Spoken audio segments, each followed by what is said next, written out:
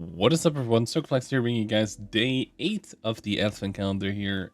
It is going to be the M41D, which is the Chinese Bulldog Scout tank at tier 8. Gonna buy it with gold. It's gonna be 6,100 or 6,100. Same as always, the bundle there.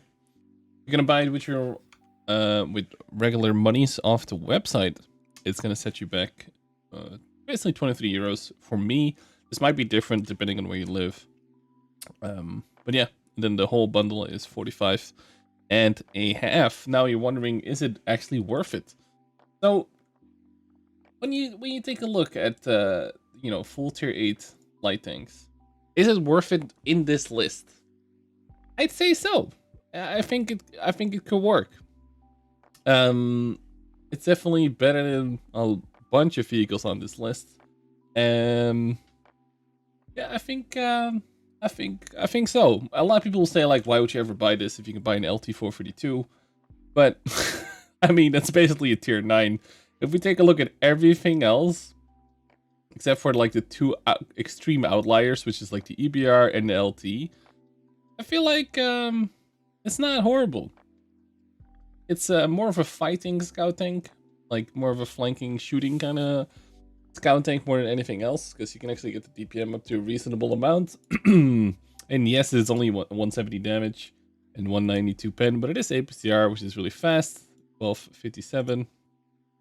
And the premium ammo goes up to 227 and ridiculous shell velocity.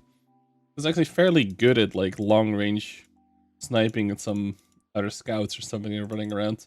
The only thing that's that I think is like a bit of an issue is that for a scout, just like all the other bulldogs, like the Tech Tree Bulldogs and German Bulldog with the 240 Alpha gun, I think, that they don't have a lot of stationary camo or moving camo, which is the same on scouts. So if you like your scouts to be actually super stealthy, you should not get this, right? However, I don't think it's a horrible tank. I think it's okay. It's super annoying that, of course, these two tanks exist, because it kind of invalidates most of the other things. But like, if you compare this to the Senlek that came out recently, or like a Hawk 30, it's extremely similar to those kinds of things. The T92, right? Not a horrible tank.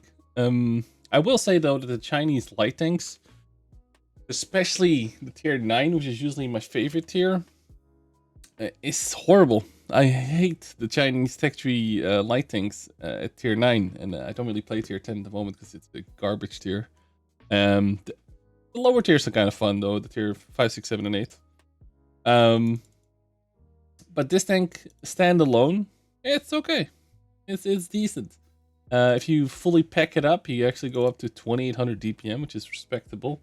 The aim time is crazy low, 1.35. Dispersion is really good, 31.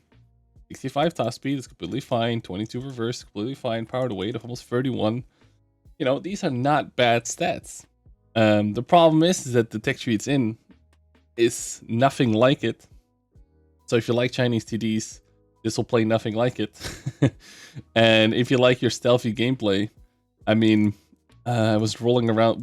I flea marked the EBR 90 yesterday, which had 55% camo on the move. Now, granted, that was with like camo equipment and whatnot. So the new equipment that increases your stealth by 6%. Well, like, you could make it more stealthy, but honestly, if I were to play this thing, I'm gonna go full, let's say, medium tank on this.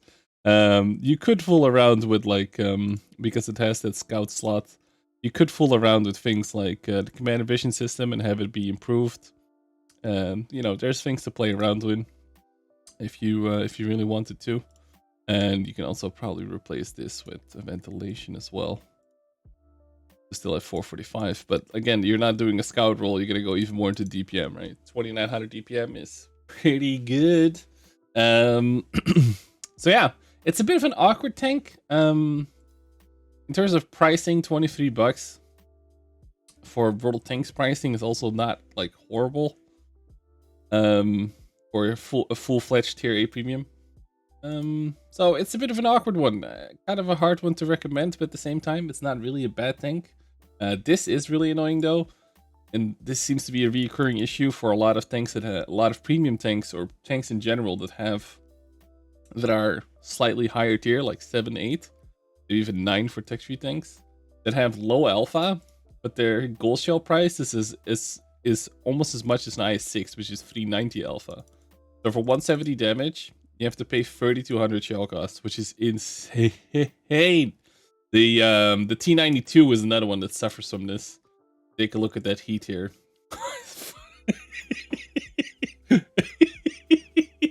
It's 5,600 for 150 damage. Well, yeah, good luck making credits, by the way. Oh my god, that's even more ridiculous than I anticipated. That was funny. Oh my god. All right, guys. Yeah, hard one to recommend, even though it's a perfectly decent tank.